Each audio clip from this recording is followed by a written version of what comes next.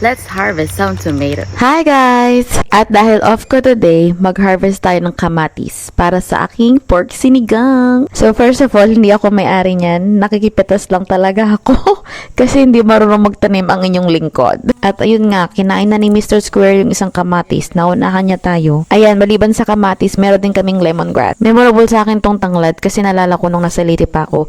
Lagi ako inutusan ng lolo ko na mamitas sa may eskwelahan kasi magluluto daw siya ng tinola. Anyway, meron din kaming green pepper, basil at saka mint. Ayan, may nakita na akong kamatis, pwede na siyang pitasin. Sobrang tawa ko dyan. Akala mo naman ako yung nagtanim. Pero in fairness ang sarap sa feeling na mag-harvest. Uy, ang laki.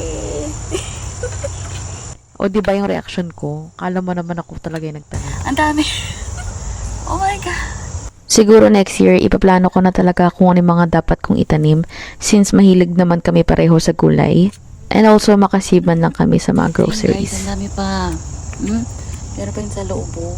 Tingnan pala dito sa gilid oh, mga maliit na kamatis. Malit lang yung garden ng father-in-law ko. Pero tingnan mo naman, nakakuha ko ng libreng kamatis. So, ayun lang naman guys. Thank you for watching. And follow me on my Blue App page. It's Ray Ray in USA.